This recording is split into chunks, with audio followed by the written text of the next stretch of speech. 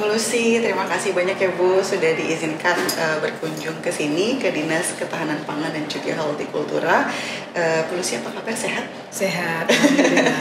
Semoga senantiasa kita dilindungi meskipun kita di tengah pandemi COVID-19 ya Bu ya. Nah, ini sebenarnya justru menjadi menarik. Kenapa? Karena terima kasih Dinas Ketahanan Pangan dan juga Hortikultura merupakan dinas pertama yang berani untuk menerima kami. Ya, terima kasih ya undangannya Banggi. Menerima tantangan dari kami untuk menjawab bagaimana sebenarnya program dan juga kinerja-kinerja dari Dinas Ketahanan Pangan dan Hortikultura. Tanaman pangan dan tanaman pangan dan hortikultura. Nah, mungkin kalau misalnya kita berangkat dari pertanyaan pertama nih Bu, tadi sudah saya sebutkan terkait kita berada di situasi pandemi COVID-19 begitu ya. Sebenarnya bagaimana dampak pandemi COVID-19 terhadap tanaman pangan dan juga hortikultura, mengingat banyak sekali segmen-segmen yang memang terkena dampak itu ya, kesehatan, pendidikan dan lain sebagainya. Apakah juga mengena terhadap dinas ini? Ya, pertama-tama terima kasih Mbak Anggi atas kunjungannya. Sebelumnya kami bisa jelaskan bahwa sebenarnya Sumatera Utara ini kan dapat julukan negara provinsi agraris. Agraris itu artinya kita di sini 35% penduduk Sumatera Utara itu bekerja sektor pertanian, kemudian 21% PDRB itu adalah berasal dari sektor pertanian. Jadi merupakan sektor pertanian itu adalah merupakan sektor prioritas. Nah, bagaimana situasinya pada saat pandemi Covid ini? Nah, kita lihat bahwa sektor pertanian justru sektor yang mampu bertahan. Hal ini terbukti bahwa di tengah pandemi Covid ini sektor pertanian itu bisa tumbuh 2%. Nah, kita lihat sektor lainnya itu bahkan bisa minus begitu ya. Hal ini menyatakan bahwa kita sektor pertanian itu mampu memberikan sumbangsih terhadap pertumbuhan ekonomi, menyumbang pertumbuhan ekonomi di Sumatera Utara. Nah, kita lihat juga di pandemi Covid ini ya, kan berdasarkan data BPS itu juga bahwa konsumsi masyarakat itu belanja rumah tangga itu menurun karena masyarakat itu udah nggak punya uang. Dilihat dari konsumsi per kapita untuk daging itu nggak berkurang sekali dari 1,74 kilo per tahun menjadi 0,98. Nah, orang beralih kemana sekarang untuk menjaga imun itu sudah berlari ke sayuran dan buah-buahan. Nah, untuk itu memang kita itu terus mendorong. Apalagi sekarang kita sudah mengembangkan biofarmaka. Jadi obat-obat herbal juga seperti kunyit ya, terus segala macam itu sudah kita kembangkan juga. Kita sudah ada UPT-nya seperti itu. Jadi memang sektor pertanian ini kita juga mendapat perhatian dari pemerintah provinsi lah. Banyak bantuan benih, bantuan bibit yang telah kita alokasikan kepada masyarakat. Tujuannya adalah meningkatkan produksi pangan kita ya. Apapun ceritanya, kita ini Sumatera Utara banyak yang sudah kita hasilkan. Kita nggak perlu impor, hanya 3 komoditas saja yang impor. Yang lainnya kita semua bisa produksi di Sumatera Utara sendiri. Jadi yang ketiga itu adalah tiga-tiga itu adalah seperti bawang putih itu masih impor, bawang merah itu sebagian sudah kita produksi di sini. Dan juga kedelai itu juga sebagian.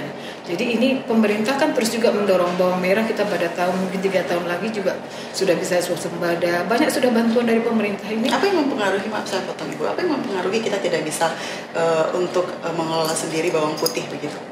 Sampai kita harus impor dari Cina. Iya. Sebenarnya kita belum mempunyai varietas unggul ya Sumatera Utara. Bukan di provinsi Sumatera Utara saja, provinsi lain pun belum bisa. Untuk bawang putih itu masih banyak sekali, Indonesia khususnya itu masih impor. Jadi bukan kita saja, karena kita belum menemukan varietas yang pas untuk ditanam di daerah kita.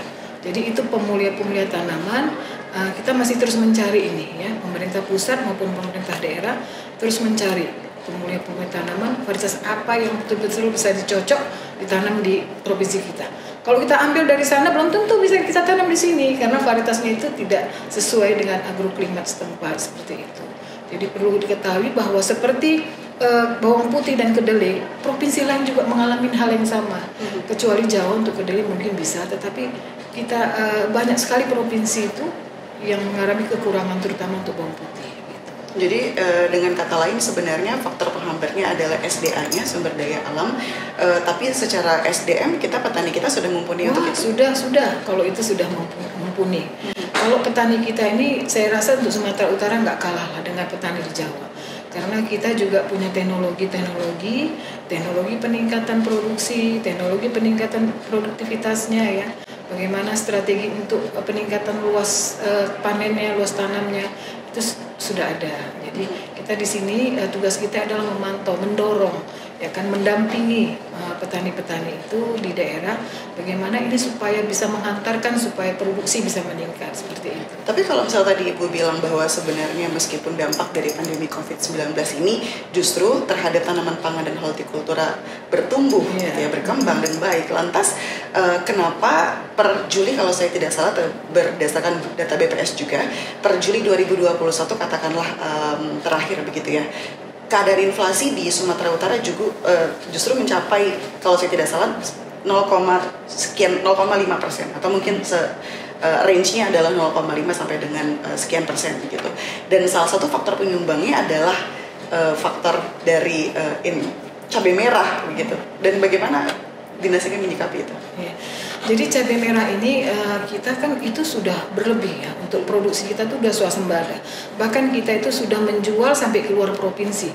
Cabai kita itu sudah banyak yang ke Pekanbaru, ke Jakarta itu sudah banyak sekali. Nah ini sekarang kan ini masalahnya pada saat pandemi. Kita itu kan pada saat memasuki pandemi PPKM, di situ tidak ada orang yang melakukan pesta seperti itu, tidak ada kafe-kafe banyak yang tutup. Nah orang yang sudah memproduksi itu harga cabai pada bulan Juni sampai Mei sampai Juni itu jatuh ya kan. Nah jadi dari mulai Mei, April, Mei, Juni jatuh, mereka terus nggak ada semangat untuk menanam itu begitu kan.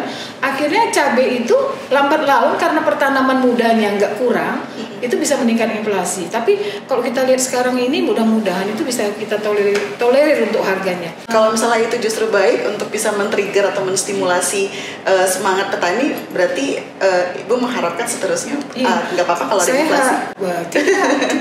Tidak seperti itu juga. Artinya bahwa kalau terlalu devaluasi itu kan artinya tidak ada semangat petani, tidak ada daya beli di situ. Harga terlalu rendah mengakibatkan petani itu malas untuk bertanam seperti itu kan. Nah inflasi itu sebenarnya 0, sekian itu termasuk kecil.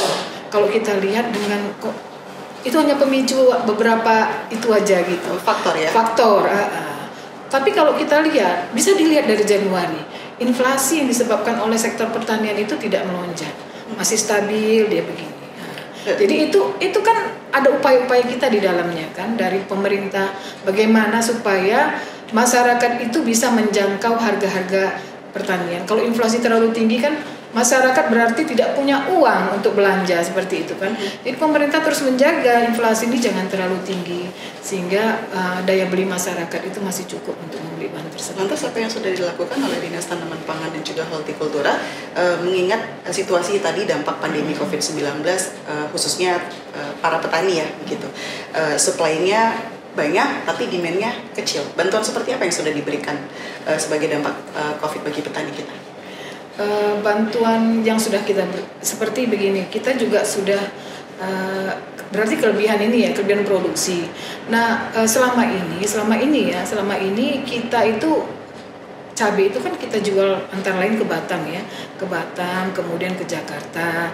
Nah kita juga mendorong petani nih sekarang. Kita sudah ada cold storage ya, cold storage itu sudah ada.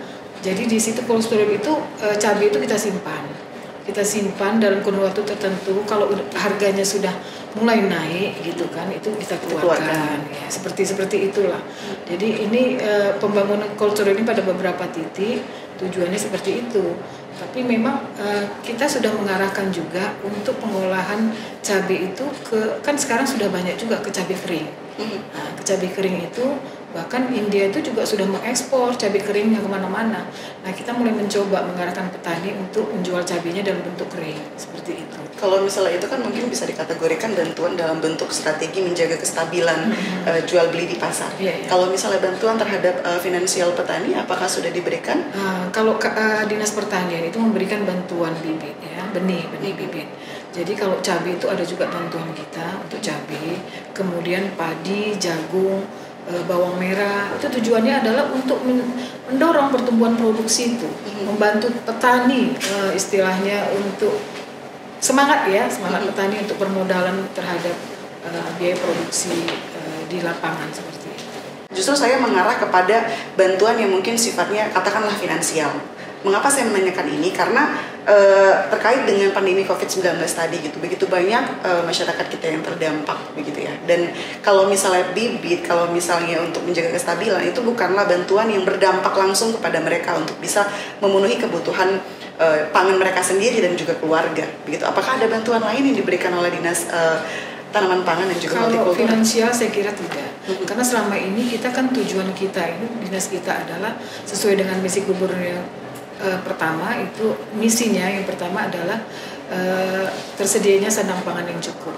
Oleh karena itu Dinas Pertanian itu bertujuan untuk mencukupi bagaimana menjaga stabilitas produksi pangan. Jadi bagaimana supaya beras itu tersedia, bagaimana cabai tersedia, bagaimana bawang tersedia, bagaimana sayur-sayuran tersedia, bagaimana buah-buahan tersedia gitu. Jadi masyarakat itu tidak mencari gitu. Kan ini sekarang kalau nggak ada aja bawang putih atau harga bawang putih, orang kan udah gejolaknya kemana-mana. Itu yang harus kita jaga. Dan apakah itu sudah tercapai di 3 tahun masa kepemimpinan Sudah. Nah, selama 3 tahun kepemimpinan Pak Edi, banyak sekali Gubernur Sumatera Utara itu mensupport kegiatan-kegiatan sektor pertanian. Sangat concern sekali terhadap kegiatan pertumbuhan, artinya mendorong pertumbuhan produksi lah, yang tujuannya untuk bagaimana mencukupi pangan masyarakat di Sumatera Utara. Seperti itu banyak sekali. Ya dari benihnya, dari pupuknya, dari alat sintannya, dari pendampingannya, bagaimana penyuluh itu mendampingi petani, bagaimana mentransfer teknologi, itu semua dipantau oleh Pak Gubernur ya, sehingga pangan di lapangan ini tidak bergejolak, harga pangan tidak bergejolak.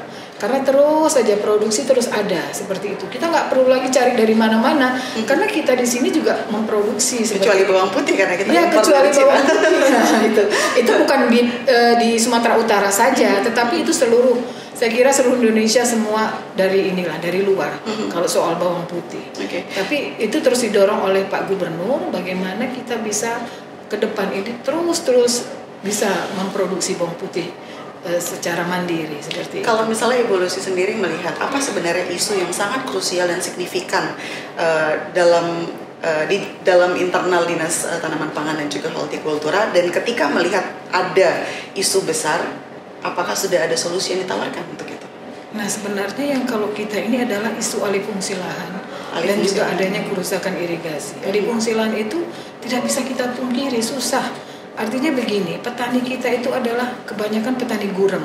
Petani gurem itu mempunyai lahan itu kurang dari 0,5 hektar.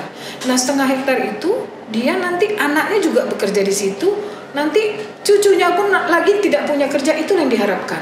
Akhirnya kalau udah nggak punya uang, mereka menjual tanahnya. Siapa yang mau mereka jual, seperti itu. Jadi alih fungsi lahan itu terus berlanjut seperti itu. Mau tidak mau, bagaimana kita mensikapin ini? Kita harus bisa mengoptimalkan pemanfaatan lahan. Lahan-lahan yang 3 kali itu kita upayakan menjadi 4 kali tanam dalam setahun padi. Nah, sekarang kita ada IP4 namanya. Itu dalam setahun kita upayakan 4 kali gitu. Lahan-lahan yang 2 kali kita buat menjadi 3 kali gitu. Sudah berjalan? Sudah berjalan. Kemudian yang irigasinya rusak kita perbaiki. Bagaimana supaya airnya lancar? Seperti itu. Jadi memang pertanian ini sangat terkait dengan lahan dan juga irigasi kalau untuk padi. Nah, yang faktor kedua adalah misalnya benih. Apapun ceritanya, kalau kita mau produktivitas tinggi, ya, satu adalah bagaimana kita meningkatkan luas panennya, 2 bagaimana kita meningkatkan produktivitas per hektarnya. Kalau dulu mungkin produksinya itu misalnya padi itu 5,5 ton, bagaimana kita membuat menjadi 6 ton. Sekarang 6 ton, bagaimana kita membuat menjadi 6,5 ton. Nah, seperti itu. Jadi untuk membuat seperti itu tuh faktor-faktornya antara lain benih, pupuk, itu harus air, itu harus penuh itu kita supply. Kalau enggak, bagaimanapun akan terganggu produktivitasnya. Seperti itu. Selama 3 tahun belakang sejak kepemimpinan Edi Rahmayadi katakanlah gitu ya, apa ada terobosan-terobosan baru yang mungkin belum pernah digagas pada era-era sebelumnya, tapi digagas justru pada saat sekarang? Ya, seperti IP4 lah. IP4 itu mulai tahun 2020 ini kita kembangkan. Jadi yang dulu tidak pernah IP 4 kita wajibkan itu IP 4. Jadi langsung panen, langsung tanam lagi gitu. Itu pembenihannya pun di luar lahan. Jadi langsung panen, tanam lagi gitu. Jadi setahun itu bisa 4 kali panen. Itu salah satunya itu. Kemudian irigasi itu juga banyak itu diperhatikan oleh fokus kepada Pak Gubernur terhadap rehab irigasi itu juga banyak seperti itu.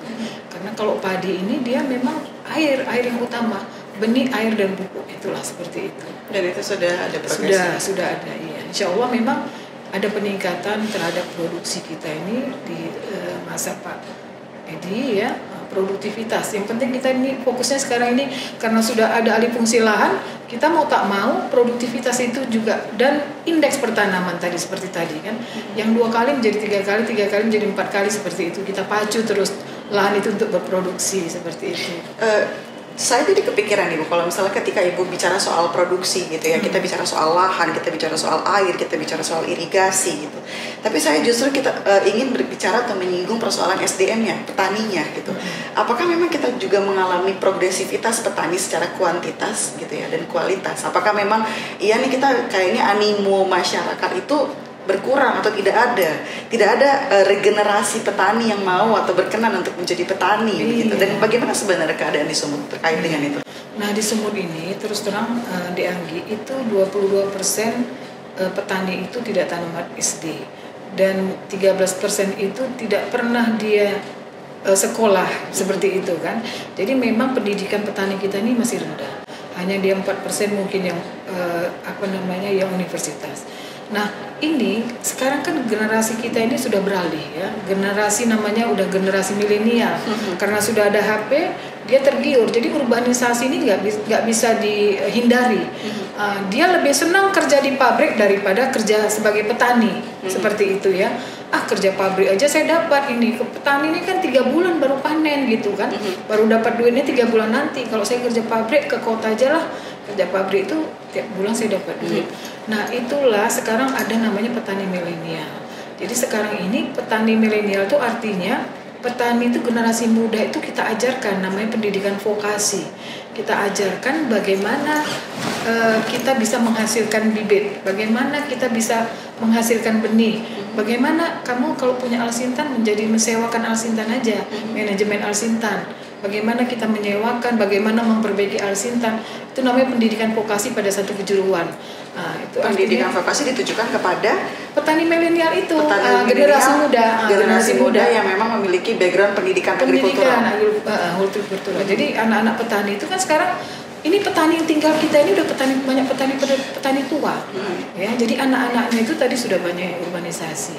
Jadi itu tadi pemerintah ini mendorong melalui penyuluh kita itu pendidikan vokasi namanya, bagaimana menciptakan membuat benih, bagaimana kita membuat bibit tanaman buah.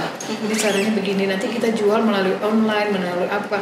Nah, bagaimana memperbaiki alsintan, menjualkan alsintan, membuat sewa pinjam alsintan. Nah, seperti itu. Jadi artinya dari hulu dan hilir kita ajarkan. Hulunya bagaimana membuat benih gitu kan. Bagaimana pertanamannya, bagaimana bisa menjualnya, seperti itu. Kalau misalnya tadi sempat menyebutkan bahwa background pendidikan petani kita bahkan tidak tamat SD, tidak tamat SMP, bahkan tidak sekolah gitu. Dan ketika ada inisiasi pendidikan vokasi terkait dengan pertanian diberikan kepada mereka yang memiliki background pendidikan agrikultural gitu ya. Apakah tidak disayangkan juga untuk memberikan dan juga kesempatan kepada anak-anak petani yang tidak berkesempatan untuk mengenyam pendidikan di bidang agrikultural tapi mendapatkan pendidikan vokasi dari Dinas Tanaman Pangan dan juga Sebenarnya pendidikan vokasi itu ditujukan kepada anak-anak petani dan juga pada generasi muda itu tadi seperti itu. Jadi bukan saja generasi yang agriculture tadi, tetapi juga anak-anak petani. Kita terlepas pendidikan sampai sejauh apa? Iya, sejauh apa. Jadi itu pemerintah itu mencoba supaya generasi muda itu memiliki ketertarikan terhadap sektor pertanian itu seperti itu. Mungkin sebagai penutup Ibu, kalau saya tidak salah gitu ya, ada isu bahwa dari BMKG sendiri Sumut ini akan menghadapi yang namanya fenomena La Nina Jadi adanya peningkatan curah hujan mengakibatkan nanti gagal panen dan lain sebagainya. Apakah sudah ada kesiapan dan mungkin sepanjang tahun akan menghadapi fenomena seperti itu? Dan apa ada strategi khusus yang dibuat oleh Dinas Tanaman Pangan dan juga Hortikultura untuk itu? Iya, jadi memang kalau udah masuk bulan ber itu pasti ada yang kebanjiran. Ber ya. Nah makanya petani kita ini, khusus untuk petani padi itu ada namanya AUTP, Asuransi Usaha Tani Padi. Jadi dalam 1 hektar itu dia cukup membayar 36.000 saja, itu sisanya 180.000 itu dibayar oleh pemerintah. Itu nanti kalau terjadi kebanjiran, itu bisa diganti untuk 1 hektar itu 6 juta rupiah. Artinya 6 juta ini kan bisa untuk modal lagi dia untuk bertanam kembali. Itu kita sarankan petani itu memang sudah mengikuti program asuransi usaha tani padi, AUTP namanya. AUTP. Jadi petani yang akan nantinya memiliki kesempatan asuransi AUTP tadi itu berkesempatan untuk menerima. Jadi cukup dia membayar 36.000 saja setiap hektar. Per hektar, per satu musim tanam. Satu musim tanam 36.000 untuk per hektar. Kalau terjadi dia nanti gagal panen ataupun kebanjiran, dia bisa digantikan 6 juta. Kita kerjasama dengan Jasindo, itulah untuk 6 juta itu untuk memulai dari modal usaha, kembali lagi untuk bertanam. Seperti itu. Sudah banyak petani kita yang ikut itu? Banyak. Cuman memang sebenarnya petani ini dia udah tahu tiap tahun Lansani kena hujan, kena banjir. Jadi yang ikut harusnya memang itu saja seperti itu kan. Jadi kadang-kadang juga asuransinya juga, Bu, ini sudah 3 kali kok, jangan di sini lagi. Loh, jadi apa gunanya program Bapak ini? Saya bilang gitu kan. Jadi mau tak mau seperti itulah, kita cari lagi program yang kena banjir itu, yang sering kena banjir itu, yang sering ikut. Oh, itu justru ada limitasinya ya, maksimal 3 kali untuk klaim 6 juta setiap sekali tanam. Tapi setelah 1 tahun dia bisa ikut kembali seperti itu. Jadi memang lahan-lahan yang itu kan lahan-lahan yang rendah biasanya kena banjir itu.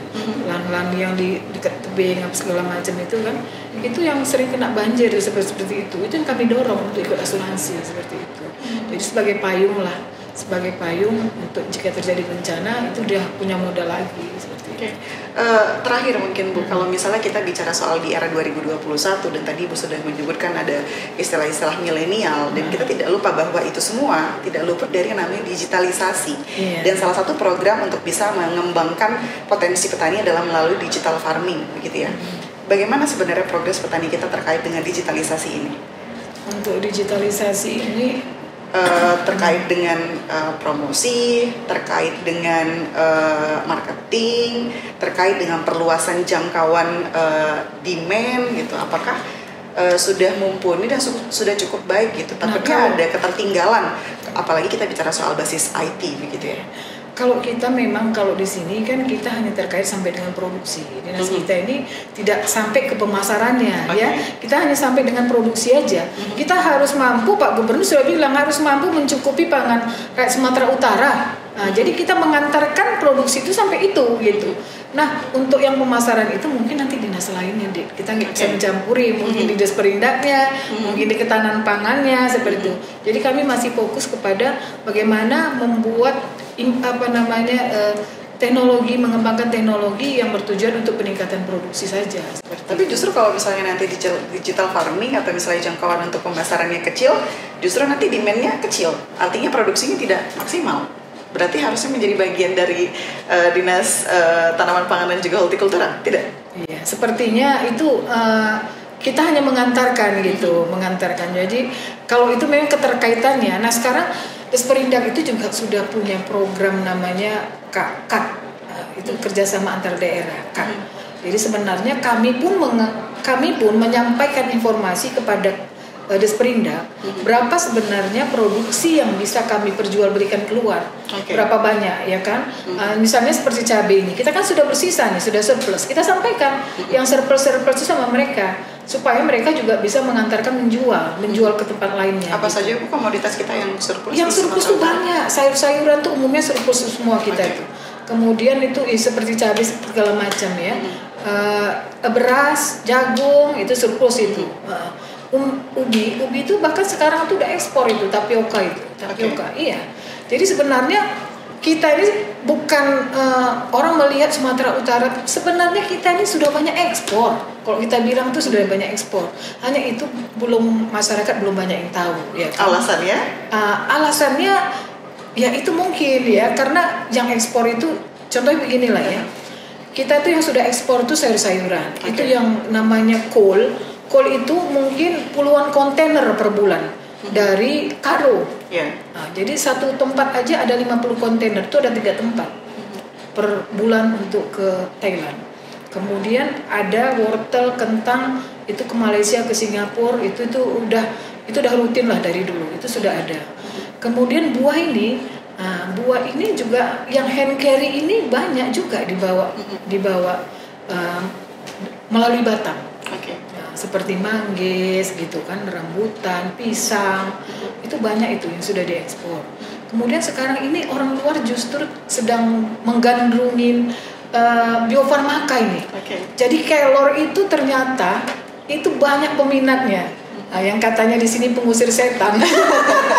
Ternyata itu di sana banyak sekali manfaatnya. Daun kelor, kemudian daun yang di sini agak-agak kurang enak baunya itu udah banyak diekspor lah. Kemudian yang namanya kulit manggis itu ke Bangkok untuk pemerah pipi, untuk lipstik gitu kan. Kadang-kadang saya lihat ini nggak disangka ternyata diekspor gitu. Justru saya melihat bahwa ketidaktahuan masyarakat itu menjadi masukan bagi Dinas Tanaman Pangan dan juga Hortikultura.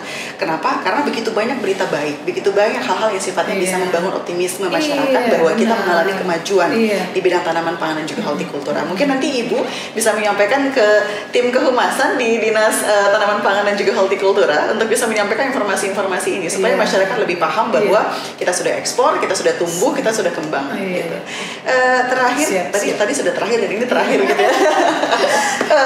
Terkait dengan tadi kita sudah bicara basis IT begitu ya. Saya pernah dengar terkait dengan kultur jaringan. Nah, mungkin Ibu bisa bantu saya untuk memahami kenapa itu ada dan apa harapannya dari kultur jaringan. Jadi kultur jaringan ini kan dia tujuannya adalah gini dulu dari awal bahwa benih itu peranannya itu 20% terhadap peningkatan produktivitas. Kalau kita mau produksi tinggi, ambillah benih yang baik. Seperti itu ya. Jadi ini Pak Gubernur ini berpikiran bagaimana supaya kita cepat bisa menghasilkan benih yang cepat dalam jumlah yang banyak. Nah, ini adalah melalui kultur jaringan. Jadi kultur jaringan itu adalah memperbanyak benih dengan cepat, dengan tidak menghilangkan sifat asli induknya. Jadi kalau yang kita perbanyak adalah A, hasilnya tetap A, dia nggak bisa lain-lain itu. Nah, jadi seperti itu dengan jumlah yang banyak.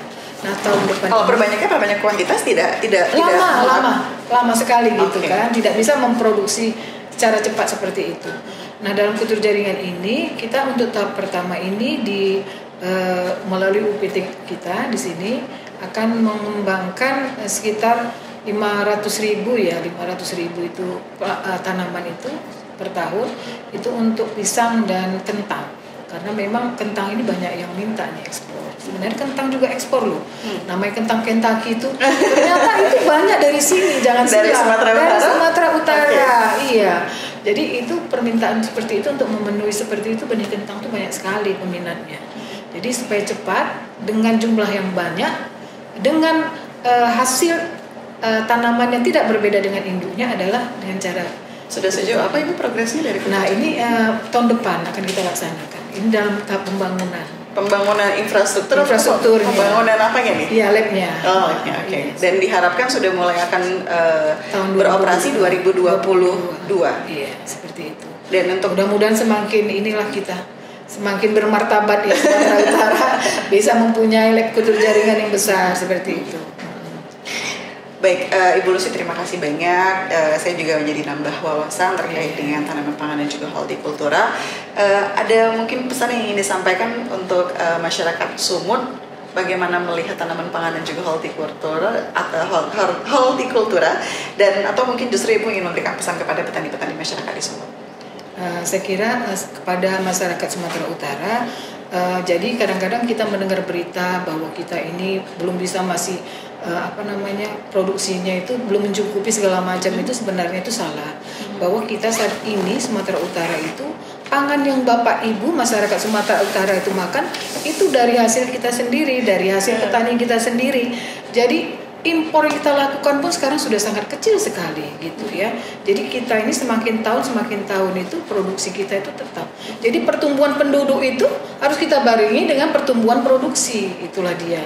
Jadi jangan khawatir, kemarin sempat khawatir, masyarakat khawatir, panik buying dia, semua dibeli akhirnya mahal kan, nggak perlu seperti itu, karena setiap bulan itu produksi terus berkesinambungan. Jadi seperti itulah, jangan khawatir lah tentang pangan, cukup Sumatera Utara. Dan seperti yang sudah disampaikan tadi bahwa targetnya atau misinya adalah bagaimana mencukupi itu, dan sampai saat ini kita masih tercukupi. Iya, masih tercukupi. Terima kasih Bu Lucy. Sama-sama, semoga kita bisa bertemu lagi dan kita bisa Iya. berdiskusi, dan semoga kalau misalnya nanti kita sudah ketemu sudah ada progres terkait dengan penyampaian informasi soal berita-berita baik dari Dinas Tanaman Pangan dan juga Hortikultura, dan saya tunggu untuk kultur jaringannya semoga bisa meningkatkan daya potensi petani di Sumatera Utara dan juga mengembangkan tanaman pangan dan juga hortikultura. Iya, Terima kasih Bu. atas kunjungannya. Salam sehat untuk kita Salam Bu. sehat.